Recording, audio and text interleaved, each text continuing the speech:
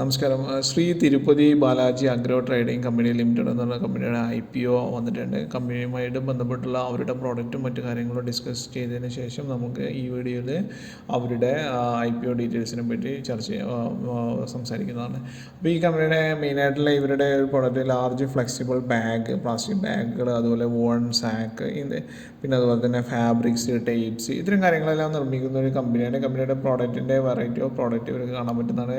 അതായത് ഈ ബാഗ് ഐറ്റംസിൽ നോക്കുകയാണെങ്കിൽ ഗാംബോ ലൈനർ, അതുപോലെ tubular bag with baffles, net baffle bag, air preamble bag, ventilator bag, coloured bag, ഇത്തരത്തിലുള്ള ഒരുപാട് പ്ലാസ്റ്റിക്കും മറ്റുമായിട്ടുള്ള ബന്ധപ്പെട്ടുള്ള ബാഗുകൾ, അതുപോലെ തന്നെ വൂവൺ സാക്കുകൾ, നമ്മൾ നൂൽച്ചാക്ക് പോലത്തെ സാക്കുകൾ, അത് regular woven sack with top cord, woven sack with valve, woven sack with liner, micro perforation, ഇങ്ങനത്തുള്ള ഒരുപാട് പ്രോഡക്റ്റുകൾ, അതുപോലെ തന്നെ ഫയലിംഗ് ഓപ്ഷൻസ്, ഡിസ്ചാർജ് ഓപ്ഷൻസ്, പിന്നെ എക്സ്ട്രൂഡഡ് ലൈനേഴ്സ്, അതായത് ഇൻസൈഡ് സെപ്പറേറ്റ് ടൈപ്പ് ലൈനിങ് ഉണ്ടാക്കുന്ന ടൈപ്പുള്ള ബാഗുകളും, അല്ലെങ്കിൽ അതുപോലത്തെ പൈപ്പ് ഐറ്റംസ്, അതായത് LDP liner, LLDP liner, MDP, HDP liner, ഇത്തരം കാര്യങ്ങൾ, പിന്നെ അതുപോലെ തന്നെ കണ്ടെയ്നർ ലൈനേഴ്സ്, അതും ഇതുപോലെ തന്നെ നമ്മൾ പ്ലാസ്റ്റിക്കിൻ്റെ ഹെവി ആയിട്ടുള്ള കണ്ടെയ്നേഴ്സ്, ഈ പ്രോഡക്റ്റുകളൊക്കെ കൊണ്ടുപോകാൻ വേണ്ടിയില്ല. ഇതെല്ലാം ഇവരുടെ ഒരു മെയിനായിട്ടുള്ള പ്രോഡക്റ്റുകൾ എന്ന് കാണാൻ പറ്റുന്നതാണ്. ഇനി ഇവരുടെ ഈ കമ്പനി ഒരു ഇൻഡോർ ബേസ്ഡ് കമ്പനിയാണ്. 2001 മുതൽ എസ്റ്റാബ്ലിഷ് ചെയ്ത കമ്പനിയാണെന്നും നമ്മൾക്ക് കാണാൻ പറ്റുന്നതാണ്. ഇനി ഇവരുടെ ഗ്രൂപ്പ് ഓഫ് കമ്പനിയിൽ കുറച്ച് സിസ്റ്റം കൺസേൺ ആയിട്ടുള്ള മറ്റ് കമ്പനികൾ: Shri Tirupati Balaji agro trading company limited, Jagannath plastic private limited, Shri Tirupati Balaji FIBC limited, honourable packaging private limited, ഇത്തരം ഒരുപാട് കമ്പനികളും ഇവരുടെ ഒരു അംബ്രല്ലയുടെ താഴത്ത് ഉണ്ട് എന്ന് നമുക്ക് കാണാൻ പറ്റുന്നതാണ്. ഇനി ഇവരുടെ ഒരു 20 വർഷത്തിലേറെ എക്സ്പീരിയൻസ് 2001 കമ്പനി തുടങ്ങിയാണെന്ന് പറഞ്ഞു കഴിഞ്ഞു. 20 വർഷത്തിലേറെ എക്സ്പീരിയൻസും പിന്നെ അതുപോലെ തന്നെ 6 കോണ്ടിനെൻസിലും ഇവർ സർവ് ചെയ്തിട്ടുണ്ട് എന്ന് നമുക്ക് കാണാൻ പറ്റുന്നതാണ്. ഇനി ഇവരുടെ പ്രോഡക്റ്റുകൾ യൂസ് ചെയ്യുന്ന ഇൻഡസ്ട്രീസ്, അതായത് കെമിക്കൽ ഇൻഡസ്ട്രീസ്, കെമിക്കൽ പ്രോഡക്റ്റ് ഇവരുടെ ബാഗിലാണ് പാക്ക് ചെയ്യുന്നത് കാണാൻ പറ്റും. അതുപോലെ തന്നെ ഫെർട്ടിലൈസർ പ്രോഡക്റ്റുകൾ, ഫുഡ് പ്രോഡക്റ്റുകൾ, അതുപോലെ തന്നെ ഫൈബർ ഗ്ലാസ്, ഗ്രെയിന്, അഗ്രികൾച്ചറൽ പ്രോഡക്റ്റുകൾ, പിന്നെ അതുപോലെ തന്നെ പ്ലാസ്റ്റിക് പ്രോഡക്റ്റുകൾ, കൺസ്ട്രക്ഷൻ ഐറ്റംസ്, റിഫ്രാക്ടറീസ്, പിന്നെ അതുപോലെ തന്നെ seed, peanut, starch, waste material, pigments, animal feed, mining, industrial use, അതായത് നമ്മളെ ലൈഫിൻ്റെ ഒരുപാട് ആവശ്യങ്ങൾക്ക് വേണ്ടിയിട്ട് ഇവരുടെ പ്രോഡക്റ്റുകൾ യൂസ് ചെയ്യുന്നുണ്ടെന്ന് കാണാൻ പറ്റുന്നതാണ്. പിന്നെ അതുപോലെ തന്നെ ഇവർ ഒരു ഗ്ലോബലിയുള്ള ഇവരുടെ presence from India to the world എന്നാണ് പറയുന്നത്. അതായത് ഓൾമോസ്റ്റ് എല്ലാ കോണ്ടിനെൻസിലും ഇവരുടെ പ്രോഡക്റ്റുകൾ യൂസ് ചെയ്യുന്നതായിട്ട് നമുക്ക് കാണാൻ പറ്റുന്നതാണ്. ഇനി ഇവരുടെ IPOയുടെ ബാക്കിയുള്ള ഡീറ്റെയിൽസ് ആയിട്ട് നോക്കുകയാണെങ്കിൽ IPOയുടെ ഓപ്പൺ ഡേറ്റ് 5 സെപ്റ്റംബർ 2024 മുതൽ 9 സെപ്റ്റംബർ 2024 വരെയാണ്.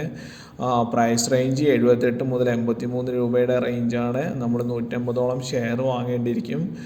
14,040 രൂപ ഏകദേശം മിനിമം ഇൻവെസ്റ്റ്മെൻ്റ് ആയിട്ടിരിക്കുന്നതാണ്. പിന്നെ ഇതിൻ്റെ ലിസ്റ്റിംഗ് ഡേറ്റ് വരാണെങ്കിൽ 12 സെപ്റ്റംബർ 2024ആണ്. IPOയുടെ സൈസ് 169.65 കോടി രൂപയാണെന്ന് കാണാൻ പറ്റുന്നതാണ്. ഇനി bidding start 5, bidding end 9 September, പിന്നെ allotment finalisation 10 September, refund initiation 11 September, പിന്നെ അതുപോലെ ഡിമാറ്റ് ട്രാൻസ്ഫർ 11 സെപ്റ്റംബർ, അതുപോലെ ലിസ്റ്റിംഗ് 12 സെപ്റ്റംബർ ആണെന്ന് കാണാൻ പറ്റുന്നതാണ്. ഇനി ഇവരുടെ ഒരു സിനോപ്സിസ്, നമ്മൾ കമ്പനിയുടെ ഡീറ്റെയിൽസ് നമ്മൾ ഓൾറെഡി പറഞ്ഞു കഴിഞ്ഞു.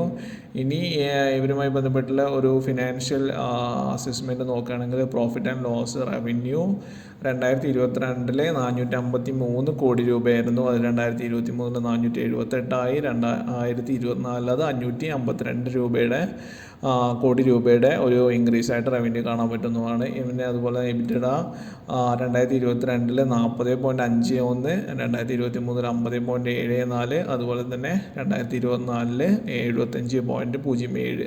ഇനി പ്രോഫിറ്റ് ആഫ്റ്റർ ടാക്സ് പാറ്റ് നോക്കുകയാണെങ്കിൽ 2022 13 ആയിരുന്നു, 2023 20, അതുപോലെ 2024 അത് 36. അത് ഏകദേശം റവന്യൂ ആയാലും പ്രോഫിറ്റ് ആയാലും എല്ലാം ഒരു ഗ്രാജുവൽ ആയിട്ടുള്ള ഒരു ഇൻക്രീസ് നമുക്ക് കാണാൻ പറ്റുന്നതാണ്. ഇനി അതുപോലെ ബാലൻസ് ഷീറ്റ് നോക്കുകയാണെങ്കിൽ ലയബിലിറ്റി ഓൾമോസ്റ്റ് ഉണ്ടെന്ന് തന്നെ കാണാൻ പറ്റും. അതായത് 2022 240 ആണെങ്കിൽ 2023 223 കുറഞ്ഞിട്ടുണ്ടായിരുന്നു. ബട്ട് 2024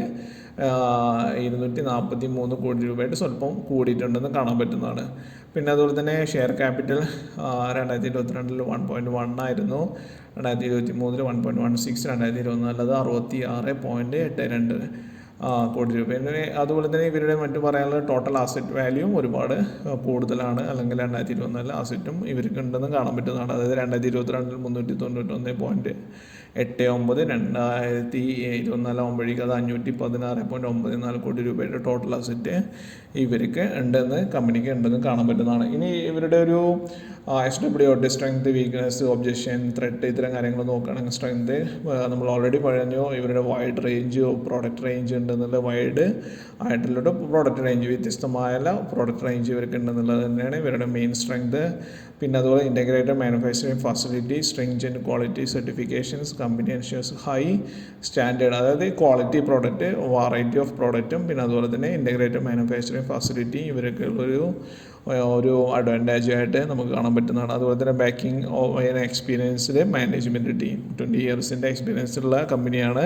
അതുകൊണ്ട് തന്നെ അവരുടെ മാനേജ്മെൻറ്റ് ടീമും സ്ട്രോങ് ആയിരിക്കുന്നതാണ്. പിന്നെ അതുപോലെ തന്നെ റിസ്ക് നോക്കുകയാണെങ്കിൽ കമ്പനി കോമ്പറ്റേറ്റീവ് മാർക്കറ്റാണ്. ഓഫ് കോഴ്സ് എല്ലാ കമ്പനികൾക്കും വരുന്ന ഒരു പ്രോബ്ലം തന്നെയാണ്, ഈ കോമ്പറ്റീഷൻ ഉള്ള ഒരു കമ്പനിയാണ്. പക്ഷേ 20 വർഷത്തോളം ഈ മാർക്കറ്റിൽ നിൽക്കുന്ന 6 കോണ്ടിനെൻസിനെ സെർവ് ചെയ്യുന്ന ഒരു കമ്പനിക്ക് കോമ്പറ്റീഷനും മീറ്റ് ചെയ്യാൻ പറ്റും എന്നുള്ളത് നമുക്കറിയാവുന്നതാണ്. പിന്നെ അതുപോലെ തന്നെ ഈ കമ്പനി ഹെവിലി ഡിപ്പെൻഡ് ചെയ്യുന്നത് റോ മെറ്റീരിയൽസാണ്. അതായത് HDP അല്ലെങ്കിൽ ഇതുപോലത്തുള്ള പാസീവ് പ്രോഡക്റ്റിനെ ഹെവി ആയിട്ട് ഒരു റോ മെറ്റീരിയൽസിനെ ഡിപ്പെൻഡ് ചെയ്യുന്നതാണ്. അപ്പോൾ ഈ റോ മെറ്റീരിയൽസിൽ നിന്ന് വരുന്നതിലുള്ള ഫ്ലക്ച്വേഷൻസ് കമ്പനിയുടെ പ്രോഫിറ്റിനെ ബാധിക്കും എന്നുള്ളത് രണ്ടാമത്തെ റിസ്ക്കാണ്. പിന്നെ അതുപോലെ തന്നെ ഏറ്റവും കൂടുതൽ പറയുന്നത് ഒരു മെയിൻ റിസ്ക് ആയിട്ടുള്ളത് ഗവൺമെൻറ്റിൻ്റെ ഒരു ഫ്യൂച്ചർ എൻവയൺമെൻറ്റ് റെഗുലേഷൻസ് എന്തെങ്കിലും വന്നാൽ ഈ പ്രോഡക്റ്റുകളിൽ അത് ഹെവി ആയിട്ട് ബാധിക്കുമെന്ന് നമ്മൾക്ക് അനുമാനിക്കാവുന്നതാണ്. അതായത് പ്ലാസ്റ്റിക് നിരോധനം പോലത്തെ കമ്പനികൾ അതിന് ഓൾട്ടർനേറ്റീവായുള്ള സൊല്യൂഷൻസ് ഗവൺമെൻറ് നിർബന്ധിക്കുകയാണെങ്കിൽ കമ്പനിയുടെ പലപ്പോഴും അത് പ്രോഫിറ്റിനെ അല്ലെങ്കിൽ മറ്റു